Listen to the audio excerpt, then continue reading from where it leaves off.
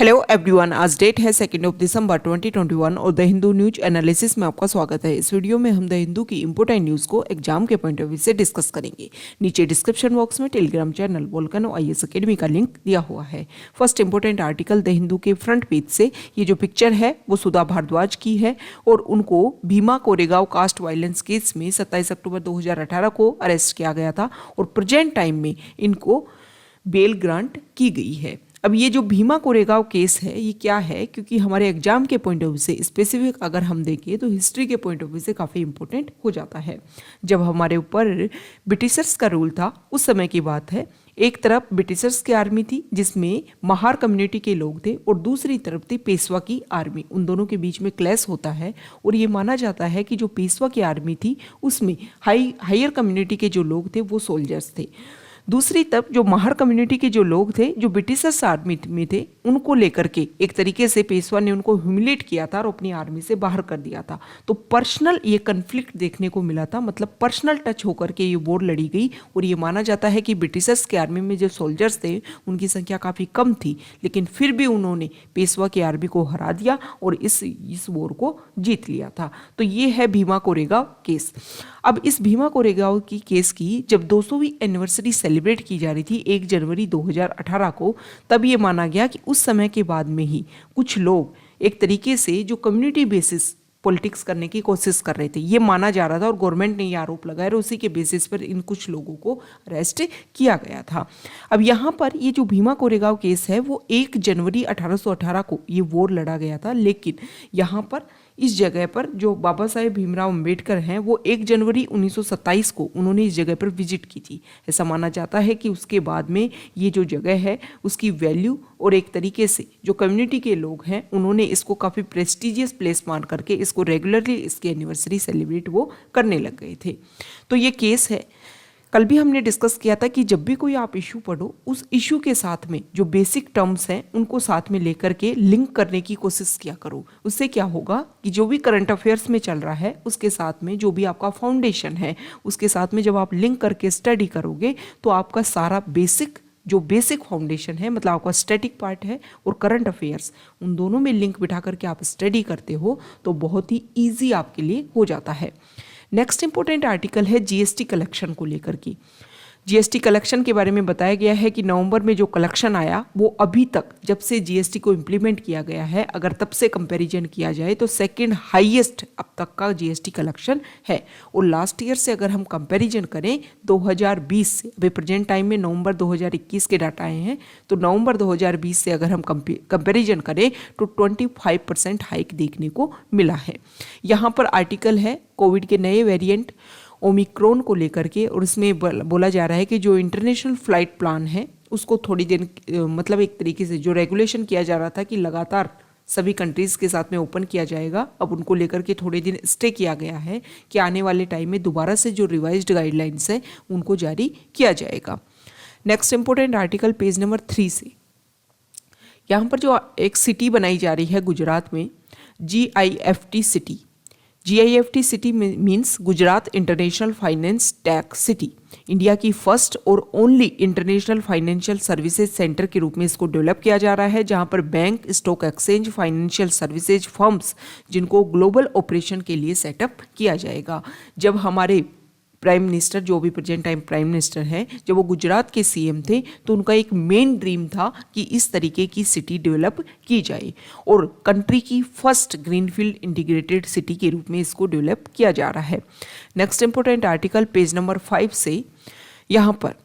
हमने कोविड के बाद में पेंडेमिक में जब एक तरीके से लॉकडाउन लगा तो हमने देखा कि जो चिल्ड्रन हैं उनमें न्यूट्रिशन लेवल काफ़ी कम हुआ। कम होने का एक मेन रीज़न ये भी माना गया था कि जो मिड डे मील स्कीम है वो बंद हो गई थी और उसकी वजह से जो पुअर चिल्ड्रन हैं उनको न्यूट्रिशन लेवल इजीली अवेलेबल नहीं हो पाया, क्योंकि लोगों की जो घरों में है वो जॉब चली गई और जो बच्चे गवर्नमेंट स्कूल में आते थे जहाँ पर उनको मिड डे मील स्कीम का बेनिफिट्स मिलते थे वो भी कुछ समय के लिए बंद हो गए थे। हालांकि बाद में जो हर स्टेट ने अपनी तरफ से इनिशिएटिव स्टार्ट किए ताकि जो बच्चों को एक न्यूट्रिशन फूड है वो अवेलेबल करवाया जा सके। तो इसी को लेकर के जो कर्नाटका गवर्नमेंट है उन्होंने डिसाइड किया है कि जो एग्स है वो डिस्ट्रीब्यूट किए जाएंगे स्कूल में मिड डे मील स्कीम के तहत, ताकि जो न्यूट्रिशन लेवल है वो इक्वली दोबारा से उसको मेंटेन किया जा सके। नेक्स्ट इंपॉर्टेंट आर्टिकल, यहाँ पर बटरफ्लाई को लेकर के एक तरीके से उनका दोबारा से स्पेकुलेशन किया गया, उनका दोबारा से उनकी जितनी भी स्पीसीज हैं उनके बारे में जानकारी हासिल की गई। तो ये बताया गया है कि हमारे इंडिया में जो बटरफ्लाई की स्पीसीज है उनको लेकर के जो सर्वे हुआ पीछी वाजनी वाइल्ड लाइफ सेंचुरी में, वहाँ पर ये माना गया है कि रिमार्केबल इंक्रीज हुआ है उनकी स्पीसीज में, जिसमें सर्दन बर्डविंग जो लार्जेस्ट बटरफ्लाई है इंडिया में और ग्रास ज्वेल जो स्मॉलेस्ट है इंडिया में, इसमें भी इन दोनों के बारे में, इस सर्वे में इन दोनों के बारे में कोशिश की गई है कि जानकारी हासिल की जाए। इसके अलावा बुद्धा पिकॉक जो केरला की स्टेट बटरफ्लाई है उसको भी रिकॉर्ड किया गया है। तो सभी की जो पॉपुलेशन है उसमें इंक्रीज देखने को मिला है। Okay, next important article page number 8 से, यहाँ देखिए एक सेकेंड, हाँ, एलिफेंट को लेकर के कुछ डाटा आए हैं और लास्ट जो डेकेड रहा उसको लेकर के कंप्लीटली ये डाटा है। इसमें ये बताया गया है कि देखो एक आरटीआई फाइल की गई थी, उसका रिप्लाई किया गया है कि हमारे एक दशक में 1 डेकेड में कितने एलिफेंट्स हैं उनकी डेथ हो गई। तो यहाँ पर बताया गया है कि देखो 741 जो एलिफेंट्स है ना उनकी डेथ हुई है इलेक्ट्रोक्यूशन की वजह से, मतलब इलेक्ट्रिक शॉक की वजह से। ट्रेन हिट की वजह से 186, पोचिंग की वजह से 169, पॉइजनिंग की वजह से 64 और टोटल हमने देखा कि 1160 जो एलिफेंट्स हैं उनकी एक डेकेड में डेथ हो गई है। अब ये जो इतनी जो डेथ हो रही है ये ministry of environment, forest and climate change के अकॉर्डिंग जो डाटा अवेलेबल करवाए गए हैं 31 दिसंबर 2020 के को लेकर के, मतलब कंप्लीट एक 1 डेकेड को लेकर के। तो यहाँ पर ये नेचुरल कोजेस बताए गए हैं कि इनकी वजह से जो एलिफेंट्स हैं उनकी डेथ हो गई। अब यहाँ पर अगर हम स्टेट वाइज देखें तो कुछ स्टेट ऐसे हैं जहाँ पर बहुत ज़्यादा डेथ देखने को मिली है, जिसमें यहाँ देखो Karnataka and Odisha lost 133 elephant is to electrocution during the period and Assam reported 129 death। मतलब इलेक्ट्रिक शॉक की वजह से बहुत सारे जो एलिफेंट्स हैं उनकी डेथ हो रही है। एलिफेंट में कैजुअलिटीज़ में अगर हम देखें तो ट्रेन हिट्स की वजह से भी बहुत सारे जो एलिफेंट्स हैं उनकी डेथ हो रही है। आसाम इसमें सबसे ऊपर आता है, उसके बाद में वेस्ट बंगाल आता है और 169 जो एलिफेंट्स हैं वो पोचिंग की वजह से उनकी डेथ हुई, जिसमें से लास्ट 10 ईयर्स में अगर हम देखें तो उड़ीसा में सबसे हाईएस्ट देखने को मिला है पोचिंग वाला इशू। सीधी सी बात ये है कि जो भी हमारे एनिमल्स हैं ये अगर उनके जो एरियाज़ हैं जैसे कि हमारे जो फॉरेस्ट हैं उनमें अगर ह्यूमन की एंट्री इसी तरीके से होती रही तो जिन वाइल्ड लाइफ को हम सेव करने की कोशिश कर रहे हैं वो सेव नहीं होकर के उनके पर्सनल हैबिटेट पे जब आप एंट्री करोगे तो उनकी जो पर्सनल जो भी डेली रूटीन है वो इफेक्ट होगा और वो एक तरीके से फॉरेस्ट से बाहर निकल के जहाँ पर पॉपुलेशन रहती है उस एरिया में आएंगे और वहाँ पर हमने इंफ्रास्ट्रक्चर इस तरीके से डेवलप कर रखा है कि उनकी लाइफ जो है उनको हमेशा एक थ्रेटन मिलती रहेगी। तो इसके लिए यही है कि उनका जो नेचुरल हैबिटेट है उनको आप इंफ्रास्ट्रक्चर डेवलपमेंट के नाम पर उन सभी को डिस्ट्रॉय ना किया जाए। इससे क्या होगा कि जो बैलेंस बना हुआ है नेचर का वो सब कुछ क्या हो जाएगा, डाइल्यूट हो जाएगा। Next important article IMD India meteorological department ने ये बोल दिया है कि नॉर्दर्न इंडिया में जो विंटर रहेगी वो comparison normal to be warmer than normal, मतलब नॉर्मल की तुलना में थोड़ा सा टेम्परेचर हाई देखने को मिलेगा। मतलब सर्दियों में जितना टेम्परेचर लो रहना चाहिए उतना नहीं रहेगा, उससे थोड़ा सा जो टेम्परेचर है वो हाई देखने को मिलेगा। और ये सब कुछ हमें पता ही है कि क्लाइमेट चेंज की वजह से ये सारे जो इशू हैं वो हमें देखने को मिल रहे हैं। यहाँ पर जो आर्टिकल है देखो, सेंट्रल गवर्नमेंट ने जो तीनों फार्म लॉज हैं उनको रिपील कर दिया है और ये भी बोला था हमारे प्राइम मिनिस्टर ने कि हम MSP को लेकर के कमेटी बनाएंगे कि मिनिमम सपोर्ट प्राइस किस तरीके से इम्प्लीमेंट की जाए। और प्राइम मिनिस्टर ने जो भी प्रॉमिस किया था उसको लेकर के रेगुलर वर्क किया जा रहा है। मिनिमम सपोर्ट प्राइस को लेकर के एक कमेटी बनाई जा रही है। अब उसमें कौन कौन लोग होंगे ये अभी डिस्कशन चल रहा है, लेकिन जल्द ही इसको लेकर के भी काम किया जाएगा। हालांकि जो फार्मर्स जो प्रोटेस्ट कर रहे थे उन्होंने अपनी तरफ से स्टेटमेंट दिया था कि आपको कोई कमेटी बनाने की जरूरत नहीं है। जब आप सीएम थे गुजरात के, उस समय एक कमेटी बनी थी और उन्होंने जो भी रिकमेंडेशन दी थी वो आज भी पीएमओ में सेफ हैं। उन्हीं रिकमेंडेशन को बस आप अप्लाई कर दीजिए। Next important article page number 9 से, यहाँ देखिए, देखो फर्स्ट जो आर्टिकल है वो आईवीएफ जो क्लिनिक्स होती हैं, आईवीएफ जो क्लिनिक्स होती हैं उनको रेगुलेट करने के लिए एक बिल लाया गया है लोकसभा में। इसमें यह बताया गया था कि हमारे यहाँ पर बहुत सारी ऐसी क्लिनिक चल रही थी जिसमें reproductive technology clinics, IRT banks, इसका बहुत ज़्यादा मिसयूज हो रहा था। इनको सेफ्टी को लेकर के इनमें कुछ जो भी प्रैक्टिसेज हों उनमें एथिक्स फिक्स किए जाए, इसी को लेकर के ये बिल लाया गया है।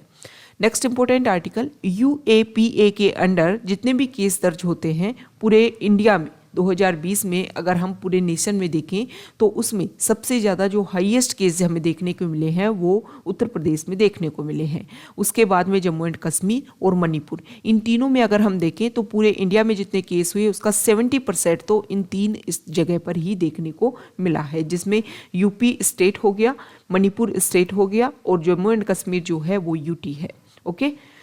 नेक्स्ट इंपॉर्टेंट आर्टिकल, एक सेकेंड, पेज नंबर 10 से,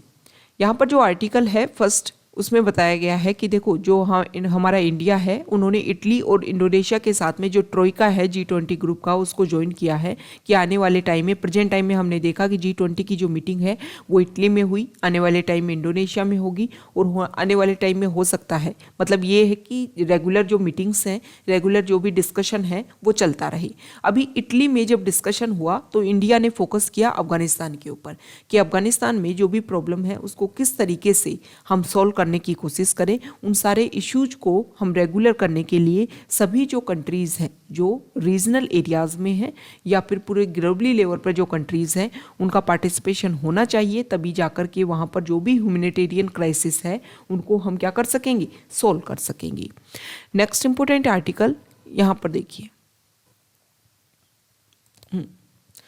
देखो एक कमेटी बनाएगी और ये जो कमेटी है उसने ये डिसाइड किया है कि हमारा जो भी एजुकेशन, जो भी हमारा करिकुलम है उसमें चेंज करने की ज़रूरत है। अब उसमें चेंज क्या किया जाए, ये जो स्टैंडिंग कमेटी है उन्होंने अपनी रिपोर्ट सबमिट की है पार्लियामेंट को और उसमें उन्होंने ये बताया है कि देखो जो भी हमारा करिकुलम हो उसमें हमारी जो भी हिस्ट्री है, जो भी हमारा आर्ट एंड कल्चर है, जो भी हमारी ट्रेडिशन है, एक बहुत ही हाईली रिच ट्रेडिशन है, उसका इंक्लूजन किया जाए। Ancient wisdom, knowledge, teachings about life and society from the Vedas and other great Indian text, इन सभी को इंक्लूड करने की ज़रूरत है हमारी स्टडी में। इसके अलावा अगर हम देखें तो उन्होंने ये भी बताया कि हमारे ऐसे unknown freedom fighters, women heroes and the empires of the Deccan and the history of north eastern region and the Sikh and Maratha communities, इन सब को भी हमारे एजुकेशन पैनल में इंक्लूड करने की जरूरत है। ओके, मतलब हमारा जो करिकुलम है वो रिवाइज्ड होना चाहिए। अब तक जो अनटच्ड हमारा पार्ट है हमारी हिस्ट्री का और हमारे फ्रीडम फाइटर्स जिनके बारे में कहीं कुछ नहीं बताया गया है, उन सभी को इंक्लूड करने की ज़रूरत है। मतलब वो पार्ट जहाँ पर हमें लगता है, जैसे साउथ वाला जो पार्ट है वहाँ का आर्ट एंड कल्चर काफ़ी रिच रहा हुआ है, ट्रेडिशन काफ़ी रिच रही है, तो उसके बारे में बताया जाए। इसके अलावा जो हमारा नॉर्थ ईस्ट वाला पार्ट है वहाँ की जो भी हिस्ट्री रही उन सभी को भी इंक्लूड करने की ज़रूरत है। ओके, इस आर्टिकल में ये भी बोला गया है कि हमारे साउथ के विक्रमादित्य, चोला, चालुक्य, विजयनगरा, गोंडवाना, त्रावणकोर, अहोम, नॉर्थ ईस्ट का अहोम, ये जो डायनेस्टी थी, ये जो एम्पायर्स थे, ग्रेट इंडियन एम्पायर्स, इन सभी के बारे में इंक्लूजन होना चाहिए। Next important article foreign page से, यहाँ पर जो फर्स्ट आर्टिकल है वो तालिबान ने रिक्वेस्ट की है कि यूएस से कि आपने जो भी हमारे फंड्स को फ्रोजन किया था उन सभी को आप रिलीज़ कीजिए ताकि उन मनी का हम यूज़ कर सकें एक तरीके से अफगानिस्तान को डेवलप करने के लिए। प्रॉब्लम ये हुई कि तालिबान ने